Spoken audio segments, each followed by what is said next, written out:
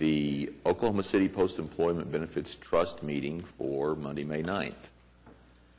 First item that we have on is our approval of minutes from the April 11th meeting. All in favor? Any opposed? Thank you. The next is presentation of the investment performance, and we'll have two items that Doug will present, both the monthly and the quarterly, and I'll let you take them in order. Good morning, Mr. Chairman and trustees. So we have a lot of paper to go through today.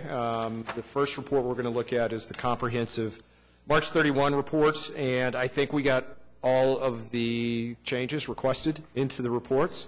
But just looking at it over the weekend, I found a few that I would like to add to it to make it even more interesting and a better documentation of the portfolio. So what we're going to do, we're going to check in with the portfolio as of March 31st. We're going to compare it to peer universes. Again, being an Opebt trust, there are not a lot of great peers to compare yourselves to. And also, given the history of this fund, it makes it sort of interesting as well. But looking at market performance, the first quarter was really a tale of two different periods. So the January to February 11th period was dismal days, if we think back to it. Worst start of the year for the equity markets. Bonds were okay.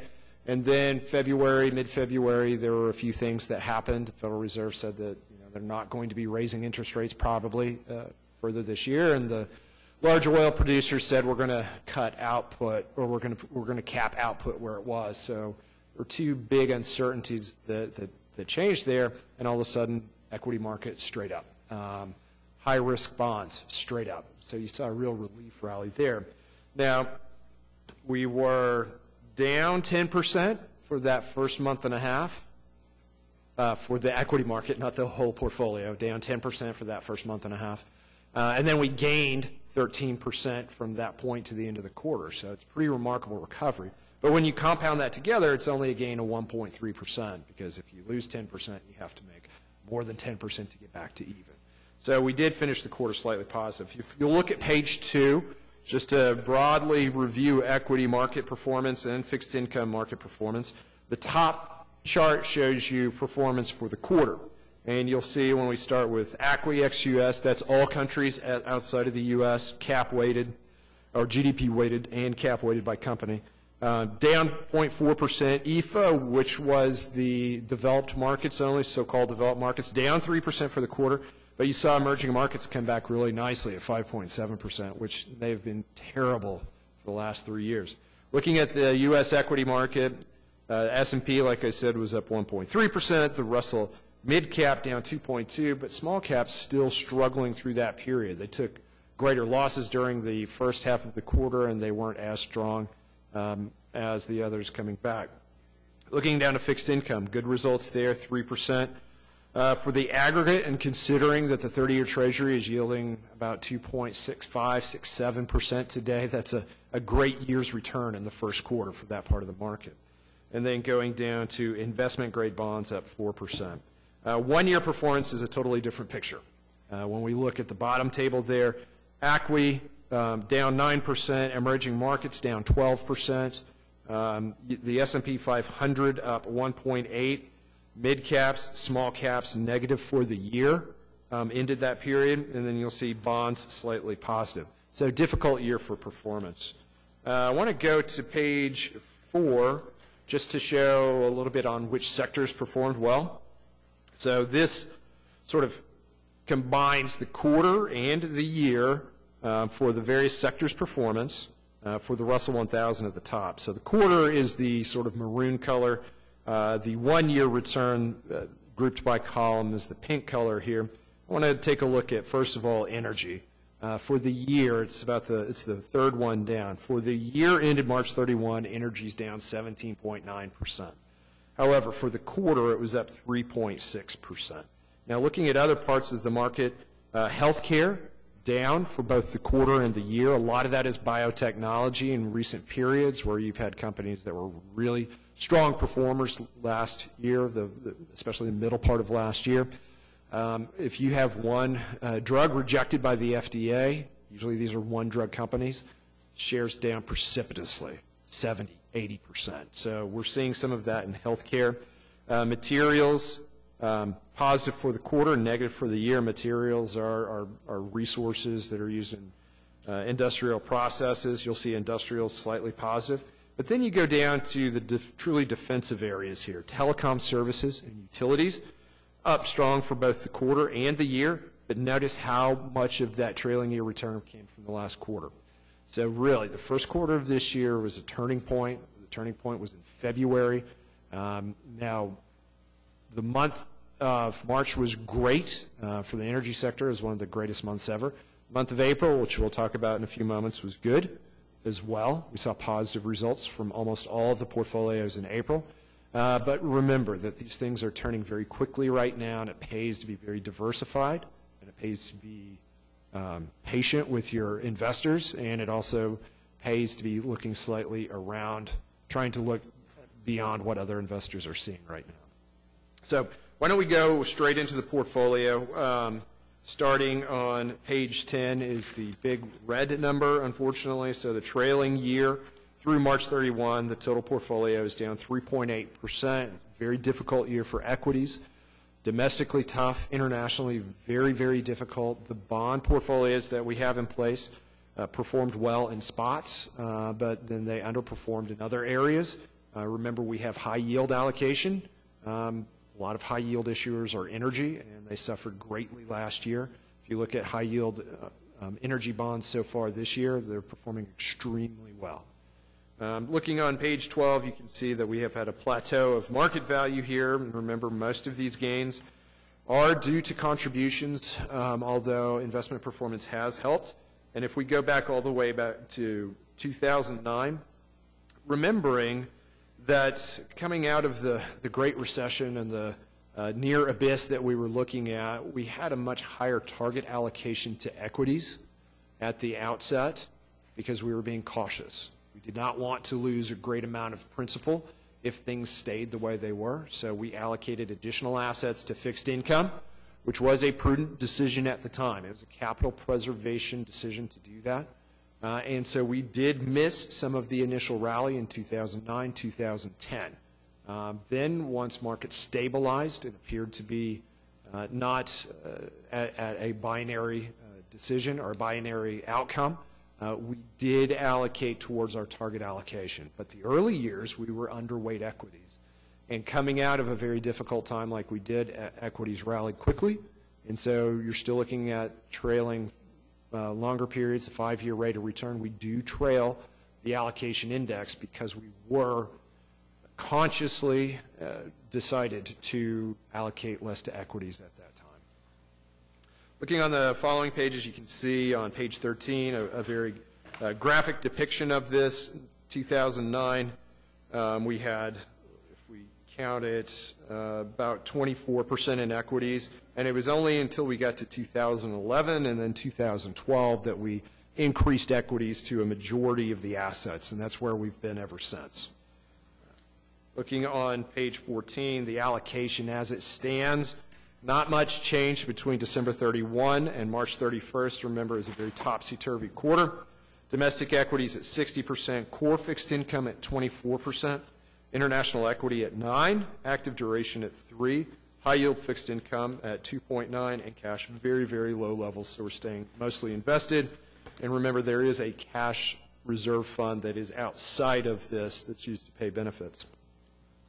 Looking on to page 16, we can see performance, and there are some changes to this page. There are many more lines on this, and I want to make sure that we talk about this. So these are returns as of March 31st. These are net of investment fees. And when we go from left to right, you see the quarter, the 1 year, the 3 year, the 5 year, et cetera.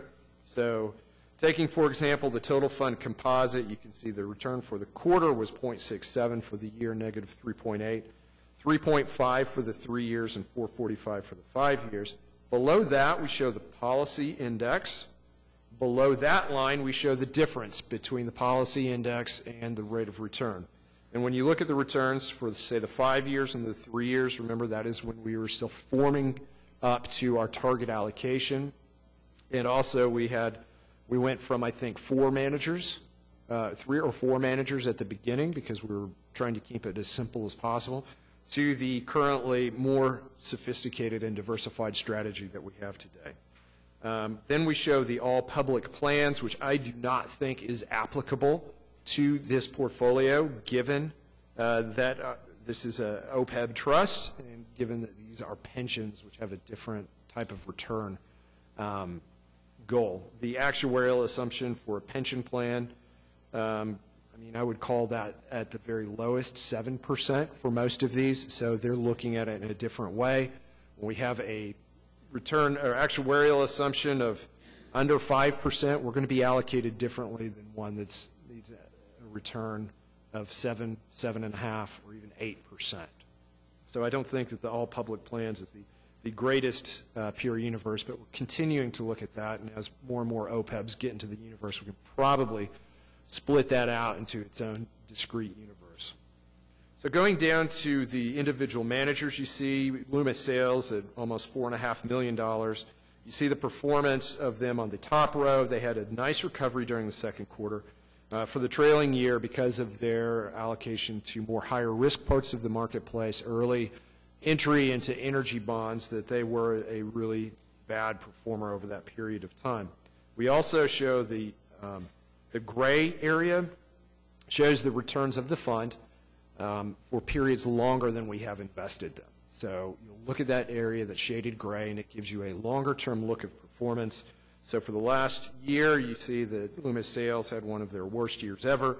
Going out 5 years, despite that 1 year, they're still in the 12th percentile of funds like theirs. Over the last 7, 10, and 15 years, they're all in the first percentile. So we think, after talking to management multiple times, we think that this is a temporary performance aberration. They are known to be risk takers, and last year was not a market for bond managers to take risk, but we've seen some excellent results coming out of the recovery during March, February, and April. Double line bond is the next portfolio there. You can see that they are a more stabilizing bond portfolio. You can see their results in the 35th percentile. They did beat their benchmark over both periods of time, and you can see that their longer-term results are also top decile.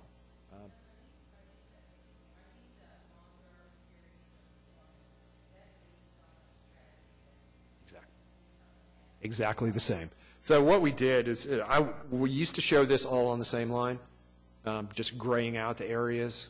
Yes. So to answer your question, the new system couldn't do that, but it is not at all suggesting that this is a different strategy. This is the same strategy with returns as far back as we can go. So like if you look at the double line, in the quarter and the 1 year, and it's also, the numbers are different. I'm going to have to look into that. They should be the same, shouldn't they? There's got to be a reason, and it might be cash flow oriented. Okay. Let me find an answer for that. I mean, we're 7 and 10 basis points off. Let me investigate that and get an answer back to you quickly. And the same is also true when we look down to Lord Abbott and also to Hoisington. So, You think one of them's gross of fees? I don't. Yeah, these are supposed to be net of fees. I'm seeing the same ticker symbol on both lines, the shaded line and the other. I'm going to talk to my performance analyst as soon as I get in the car. This could be cash flow differentials, adding money to the allocation or taking money from the allocation. But I'll get to the bottom of this very quickly. They are the same fund, and when you look at the results for not only the two I've spoken about, but also Lord Abbott High Yield, you can see their results are in the top decile despite a recent struggle. And then Wasatch Hoisington, our active duration manager, it is not inconceivable to see them in the 100th percentile for short periods of time. But then looking at their long-term results, the Wasatch Hoisington Fund, over the last 10 years, 8.83%. Its index is at 4.9, so they are capable of incredible margins of outperformance, not only in falling interest rate environments, but also rising interest rate environments. Going on the following page, the index fund is doing exactly what it should. The Dreyfus appreciation had an excellent quarter in the 4th percentile, but remember, this is a fund that gives us exposure, unique exposure, to very large, very diversified, globally diversified companies, and it pays a nice yield. So this is a portfolio that sometimes can make us feel a little bit uncomfortable, but there's a real reason for them to be in the portfolio.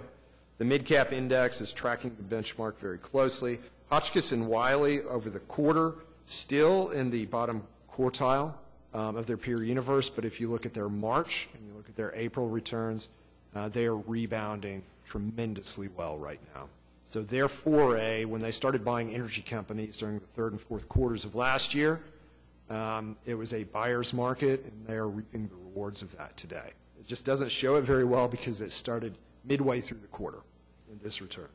The Stevens small cap is still struggling, not quite as well as we would like them to perform. That portfolio was underweight biotechs last year. They tend to invest in more stable growing companies when that part of the market was being driven. The indexes were being driven by very few companies that were, if you remember the part about Hotchkiss telling why they weren't investing in healthcare and technology, or healthcare last month, similar story here because they insist on high quality growth companies, which is not driving the market last year. And then Causeway, international equity, struggling, pretty difficult right now. They are investing some in emerging markets. They didn't have nearly enough to keep up with the market this quarter. And they are also investing in very established European banks, which we all know can be a pretty tricky business right now. But no changes in any of those investment strategies. Looking at the following few pages, you can see the year-by-year returns of the funds, not only the ones that we have right now, but also for prior periods. And I hope you'll notice that many of these funds have years where they're in the top decile, top quartile, giving us a different look and perspective from a time basis on their ability to perform. Now, the next few pages are the performance pages and also portfolio characteristic pages, going through them fairly quickly. Loomis Sayles bond fund, this is one of the more aggressive or credit-oriented bond funds. We think that over long periods of time, yield is the primary driver of returns in fixed income. Loomis Sayles believes in a very similar investment thesis. They go hunting for bonds that are yielding more than the benchmark, and that includes making investments in companies that other parts of the market think are risky. They're willing to assume that risk for short periods of time, and their long-term results have been extraordinarily good. Now, not only that, but they also do invest outside of the United States, which the rising dollar all of last year hurt the results. I don't know if you've been paying attention, but the dollar has started to revert to its mean, which is going to help this portfolio in another way this year. Looking at the maturity distribution, not a lot at the long end of the curve. Most of the portfolio is, you can see, under 10 years. And if you look at the security allocation, quality allocation here, foreign bonds are 32% of the portfolio. Remember, U.S.-based investors did not like foreign bonds last year because if you own bonds in a foreign currency and you're U.S. dollar-based and the U.S. dollar is increasing, then that hurts the value of your foreign holdings. But the dollar is starting to revert back. If you look at their performance on the following page, you can see that it's starting to get closer to the benchmark over the fiscal year to date, but the last year was truly an outlier amongst their long-term results. Now, that's one part of our core bond portfolio. We knew Loomis Sayles had the ability to be short periods of difficult performance, and so we offset it with Double Line, which is a less credit-oriented fund. If you look at their allocations, they have much more in Ginnie Mae's and other mortgage-backed bonds, which is not something that Loomis Sayles invests a lot in. We believe that the portfolio manager, Jeffrey Gunlack, knows more about the mortgage-backed bond sector than anybody else in the marketplace. The returns have been much better than Loomis Sayles. If we go to page 25, again, somewhat of a lag versus the index, but given performance last year, go over to the right-hand side of the table, that during the full year 2015, they did outperform. Lord Abbett is a high-yield bond manager, and we have lots of conversations with Steve Rocco and Rob Lee at this organization. They took a decidedly more cautious bent on the high-yield market last year, getting completely out of energy at a fortuitous time, and that helped their performance. But looking at the portfolio here, if you look at the lower right-hand side, the security and quality allocations, you'll notice that their BB and B rated is below investment grade, and that's over 60% of the portfolio. They have very little in the CCC rated part of the marketplace, which came back very strongly recently. So they will lag in markets where it's rewarding the highest risk bonds out there. One of the things that we really like about this portfolio, if you look just above and to the left of the tables there, the SEC 30-day yield is 7.3%. So cash-on-cash yield of this portfolio as of March 31 was 7.3%. Yes, there is additional risk here, but the high-yield market has proved to be very resilient in the face of many markets, and if we were looking to allocate more to high-yield bond market, there are few that I can think of that are the same quality of investors as Lord Abbett. The next page is sort of our extremely unusual portfolio. This is Wasatch Hoisington, duration manager. They only invest in U.S. Treasuries, and right now, you look on the left-hand side at the bottom there, they have almost all of their assets in 30-year bonds. Now, I'm sorry, I'm on page 27. This is an unusual investment, but it's one that works particularly well in this type of environment. I think that interest rates right now are not reactive to the marketplace so much as they are reactive to central bank activity. And Hoisington, the sub-advisor here, has better insight into central bank actions, thoughts, and philosophies, and the economic impact than anyone we've been able to find. The average yield on this, as of March 31, was 3%.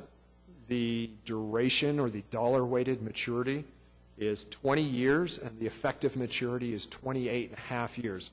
They're investing only in 30-year treasuries. And again, similar story, and there's been no change to this. If you look at economic growth in the United States right now, it's very tepid and somewhat fragile right now. And they're not going to invest in, they're not going to switch the portfolio into short duration bonds until they see a real pickup in inflation. And it's not something that they're seeing right now. If you look at their performance on page 28, and just one note, some of the funds have this performance page, other ones don't. Lord Abbett does not, because we had not had them for a full year period quite yet. Next quarter you'll see this for them. But looking at the returns for Hoisington, we show them versus long treasury and government bond managers only. They are the blue dot, and you see how their performance ranks out here for the last quarter. They were up 9%, which is remarkable.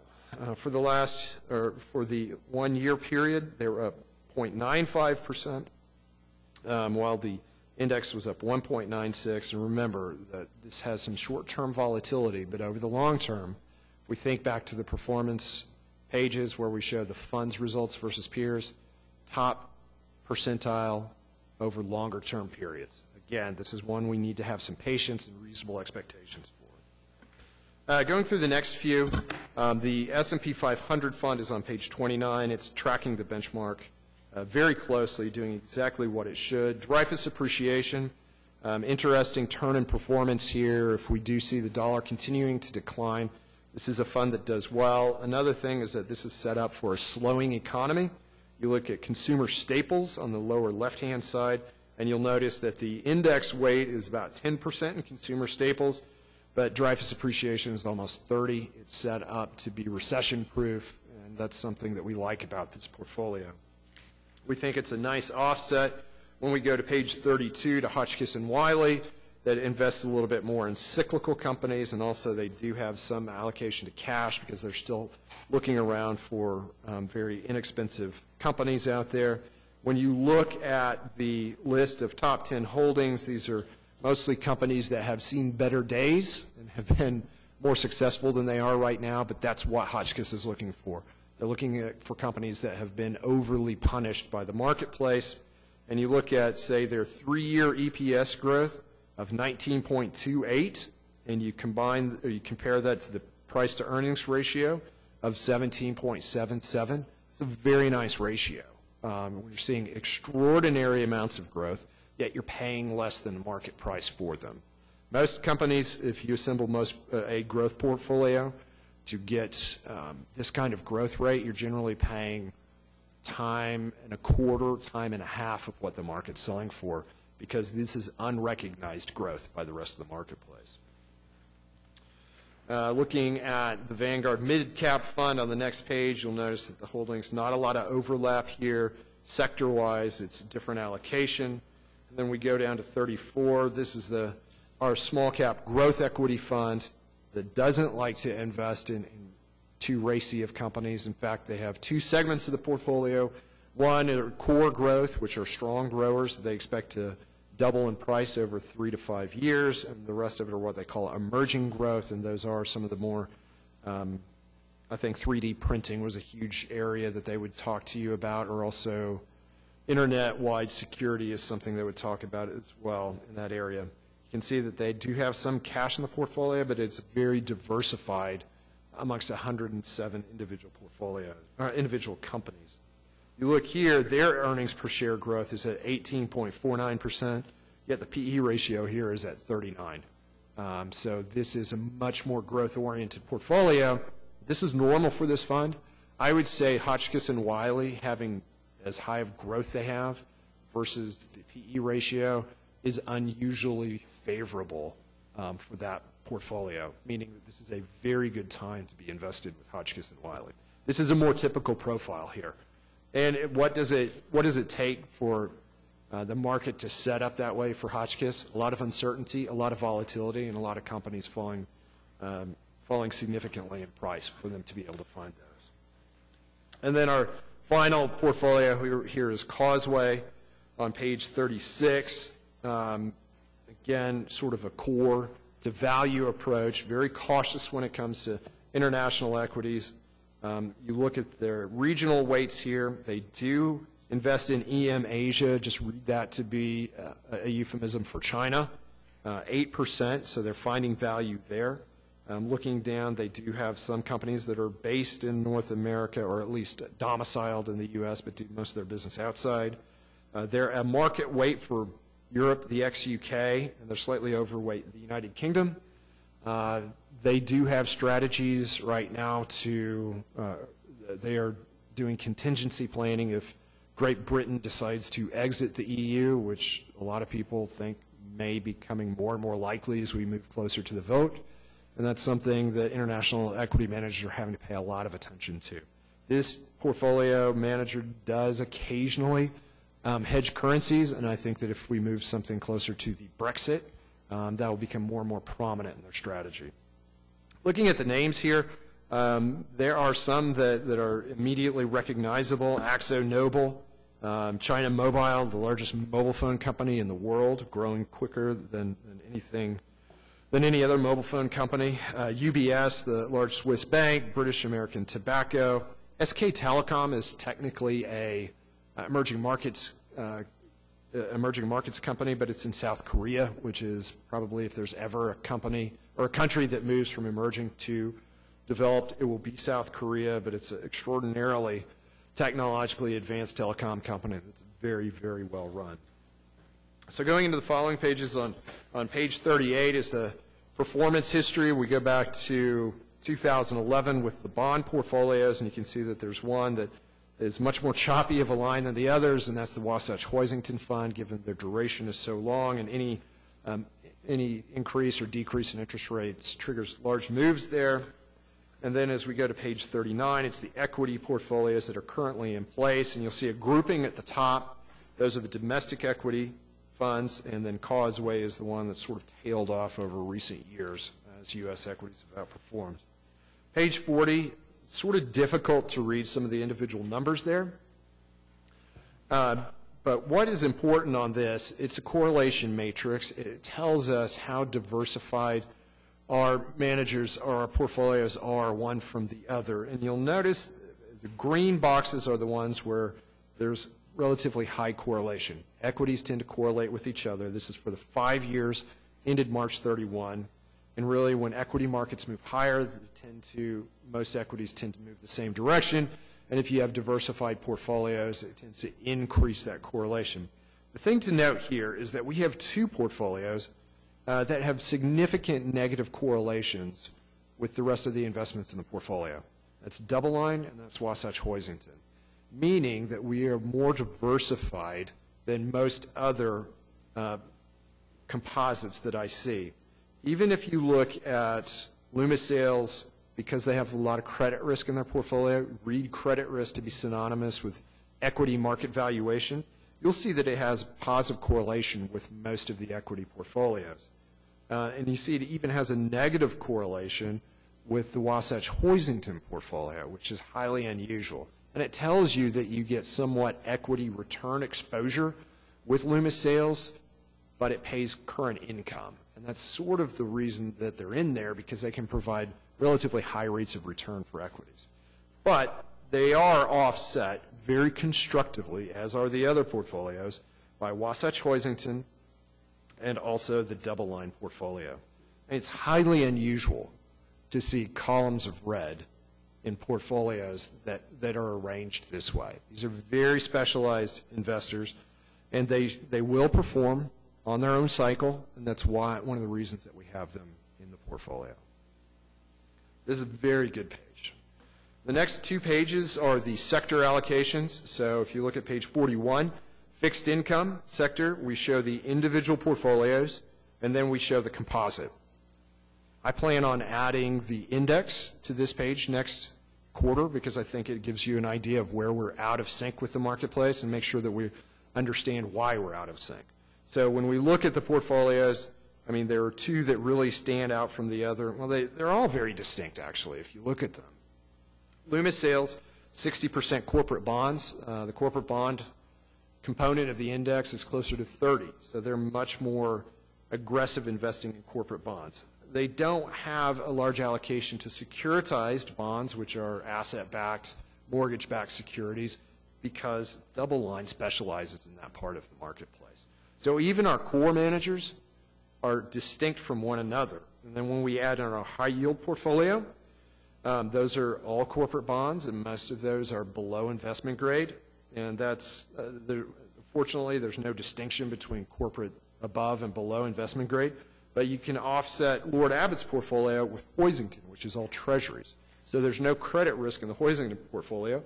Lord Abbott is all credit risk, and that's what they're paid to do.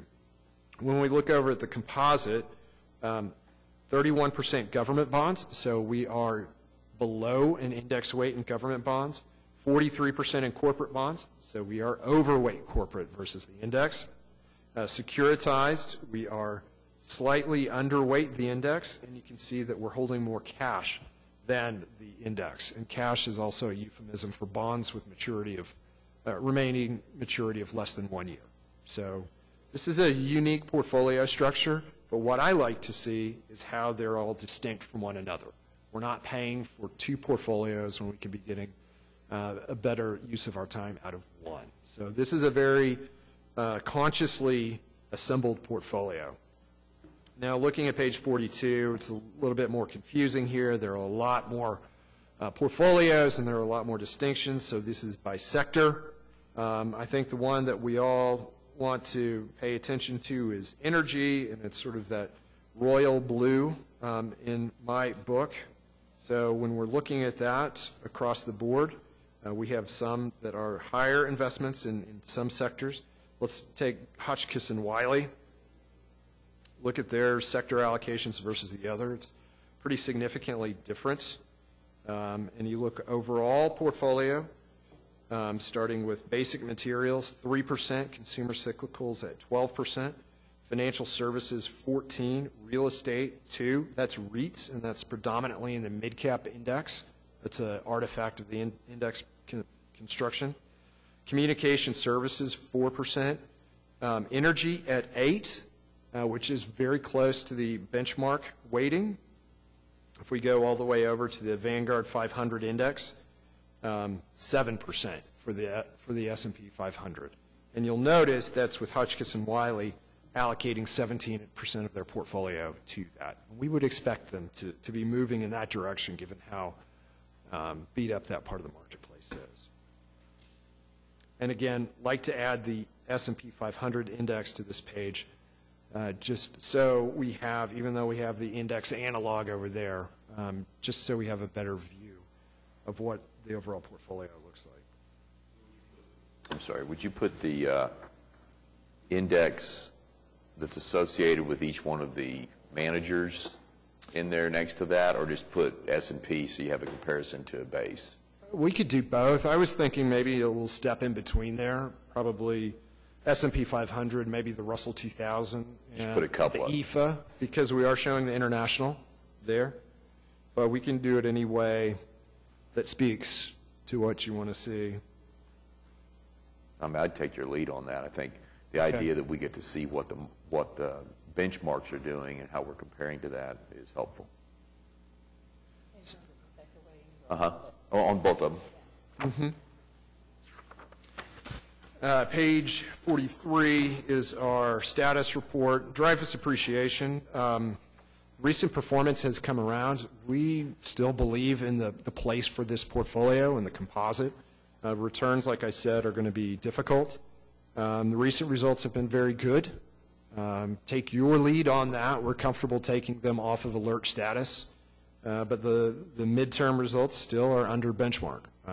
We don't think the benchmark is the most appropriate comparison here and don't really think that there is an appropriate benchmark given how distinct the portfolio is.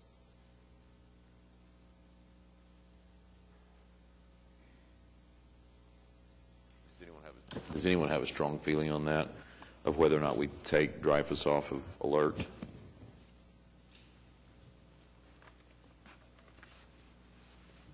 And really, they've been on because of more than anything else how they've compared to the benchmark, isn't it? Yes. That's, and I know as a public institution, you have to show a benchmark. You have to. And we think that this portfolio has a very good long-term place in the composite. It's been on alert for performance since 2014 because of that benchmark comparison. So from a comfort standpoint, it's tough to come in and look at this quarter after quarter. We believe the investment thesis is solid for the portfolio. And we're not going to recommend going anywhere with it. So maybe as a reasonable expectation. Well, I think my concern is that we need to know how the fund is performing. And even though we think that it's not really a good index for that fund, we've got to have something to compare its performance to and to evaluate its performance. So are there any other alternatives? Because I'm not in favor of removing it from the portfolio if we don't have something else that we can compare it to, another index fund. We've looked at what's called the Russell 200, which is the 200 largest companies, but I don't want to take too much time away from the rest of the report, but if we go to the portfolio characteristics, we can get there fairly quickly.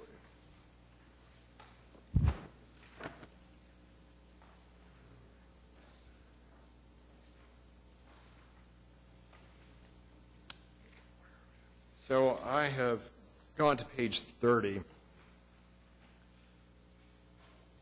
One, just taking a look at the names, the top 10 holdings on the right-hand side. Philip Morris, they've owned Philip Morris since the 1960s as a large position in this portfolio.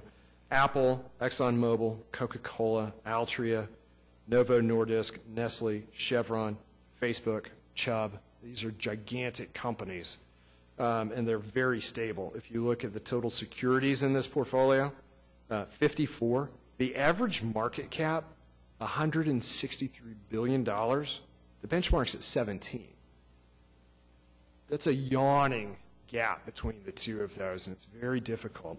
I will research to see if the Russell 200 looks better, and maybe that's the solution from the, I guess you would say, the visual perspective here. but then also looking at the dividend yield of 2.86%, the beta of close to the benchmark, and then the way that the sectors are weighted in the portfolio, it's radically different than the benchmark we showed against. But I will go back and take a fresh look at the Russell 200 and see if there's anything. These are mega cap companies. I mean, when you used to hear blue chip portfolios, it's not something that we talk about anymore for some reason, but this is exactly what this is. Okay.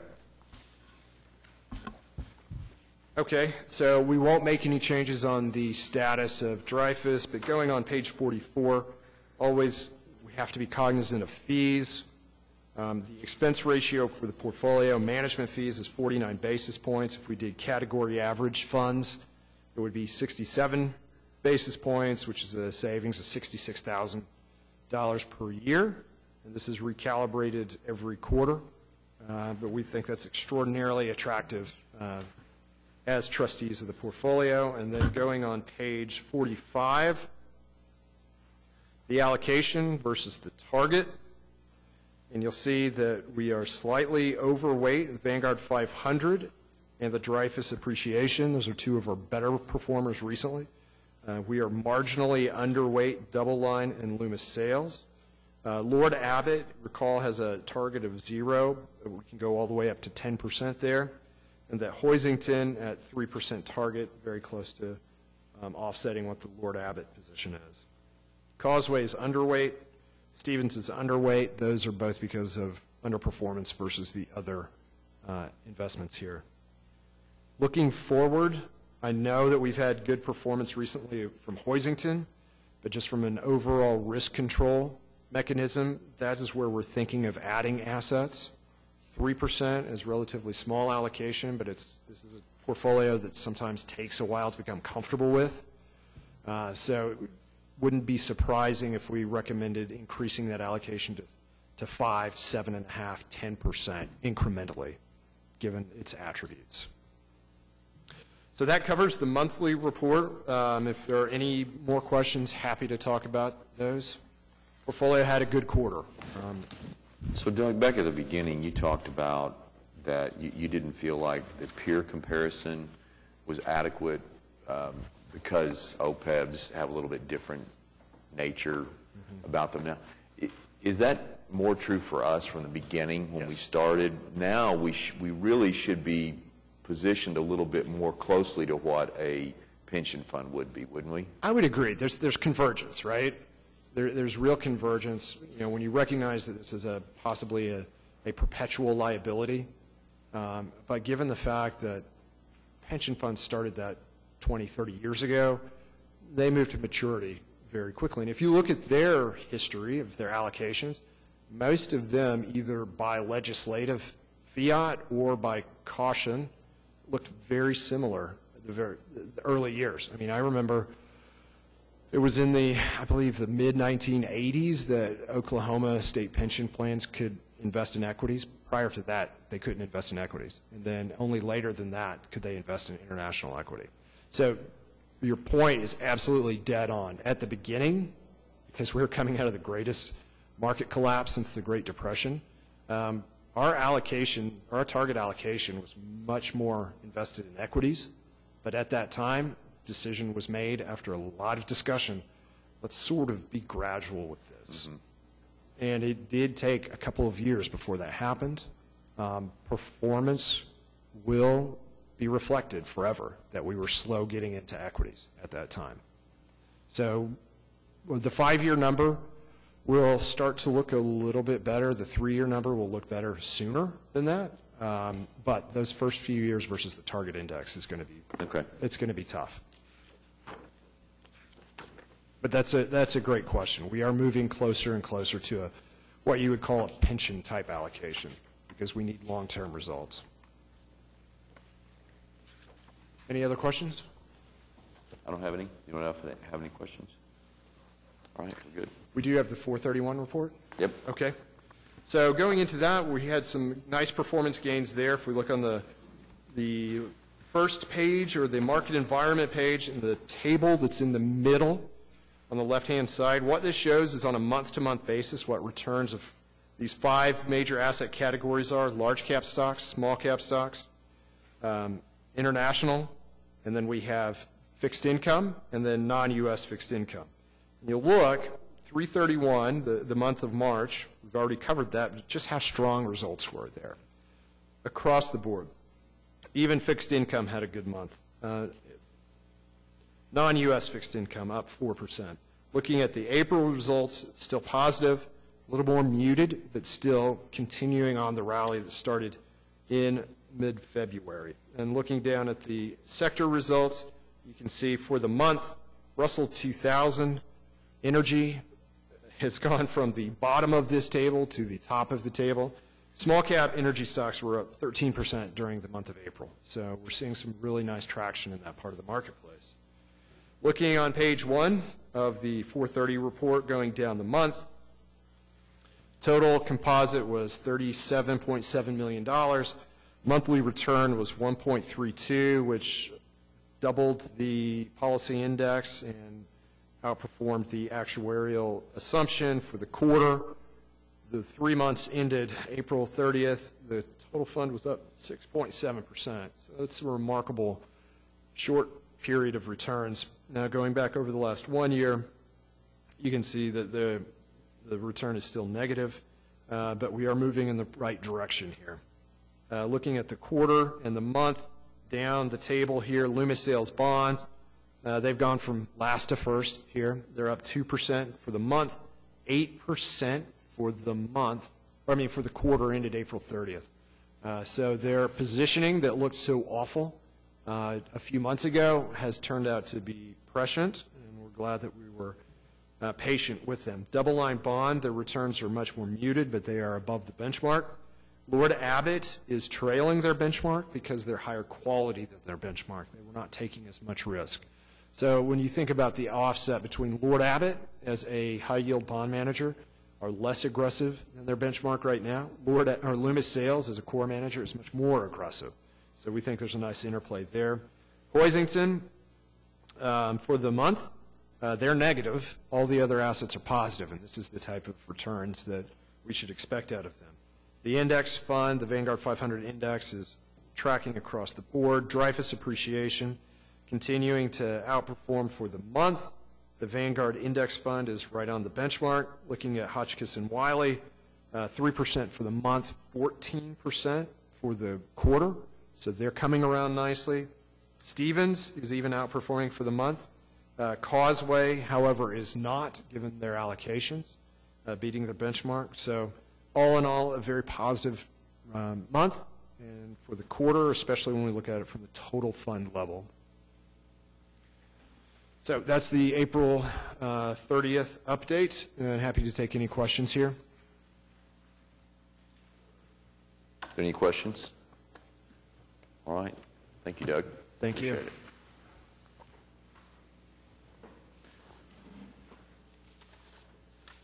So we need to receive the monthly preliminary performance report for April 30th. I take a motion on that to receive the report. So moved. All in favor? Aye. Any opposed? We don't have anything on item 5, correct, for discussion of any changes. Item 6 is approving the agreement between Oklahoma City Post-Employment Benefits Trust and BOK for custody services. We went through an RFP process and made a change, and it's changing from Bank of New York. Are there any questions on that item? All right, take a motion. Move it. All in favor? Aye. Any opposed? Next item is adopting a resolution designating the general managers as authorized agents and investment advisors of the trust to perform any acts that are contemplated with the custody on the custody account. So Bob is just going to give us a quick comment on that, what we're doing here. Yes, thank you, Mr. Chairman. The agreement that you just approved with the custody bank, which will be BOKF going forward, one of the things that they require within their institutional account agreement is either working directly with the trust, meaning every time we wanted to question something within a contract, or if we wanted to issue a trade based on a recommendation from Doug, we'd have to come back to you for action on that before we could take it to the custody bank. What this resolution will do is it designates that responsibility down to me, meaning I'll administer the contract. If there's any issues come up, fees, that sort of thing, I can talk directly with the bank to get resolved. The other piece of it is, and that's where we have a designee designation within this resolution. The other piece of it is in relation to a designation of an investment advisor, and that's basically once you take action here at the board and direct me to move towards a recommendation that Doug's made, then I can go ahead and work directly with the custody bank and put that into place. I've been doing that for a number of years now. Same way for the administering the contract. I've been doing that since we've started the trust. The other thing that I've added to this, though, is you may recall that just recently we brought an action to you that would allow Matt Boggs, who's the assistant treasurer, to serve as my backup as the general manager in the event that I'm absent. It came up a year or so ago. We thought that that'd be a good thing to put in place. But in his other capacity as assistant treasurer, he automatically has the capability to assist me with managing the trades that go on between us and the custody bank. So this just clarifies that structure to where I will serve as the primary contract administrator and investment advisor, and Matt will serve as my backup. Any questions? All right, thank you, Bob. You're welcome. So I'd take a motion. All in favor? Any opposed? All right.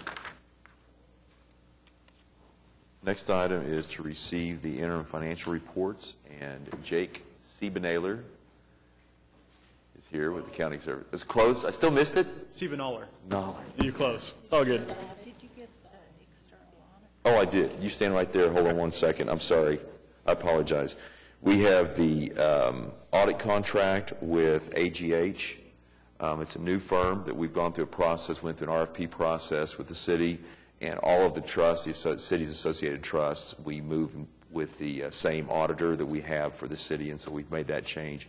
And so this one would approve that agreement. So that's item number 8. Second. All in favor? Aye. Thank you all for keeping me in line. Now, Jake Siebenaler with Accounting Services will present the interim financial reports. Good morning and thank you. Just wanted to go over a couple items from the interim report. So if you flip to page 3 for the management discussion analysis, the trust is reporting a net position of $41.16 million. This is an increase of a little over $3 million compared to last year when we had a net position of $38.07 million for the same time frame. We're looking at basically our increases. We had contribution increases of $1.02 million. We had net investment losses increased $1.6 million. And our total deductions paid has increased 1.15. In the current year, our net position has gained 2.21 compared to $4 million in the prior year. So overall, our financial position has gained in our current year. It's just not gaining at the same rate in which we did in the last fiscal year. And do we attribute that to the market performance? That looks to be the biggest factor in all of that, yes. Yes, yeah. We're gaining, just like I said, not as quickly. Next, we'd like to flip back to page 9, please. Just a couple items back here to go over. At the bottom of this page, you'll see our money markets. Looks like what we've got used to allocate for paying claims. We're looking at $5.29 million in the current year. This compares to $3.02 in the prior year. And the prior year numbers are reported at the top of page 10. And then at the bottom of page 10, looking at our asset allocation guidelines, we're showing fixed income securities. We're reporting at 28%, leaving remaining equities of 72% available. Are there any questions at this time? Does anyone have any questions on the financial report? I would take a motion to accept the financial report. All in favor? Any opposed? Thank you, Jake. Next item is to ratify the claims listing. All in favor? Any opposed? And are there any other reports or comments from staff or from the trustees? All right, thank you very much. Then we are adjourned.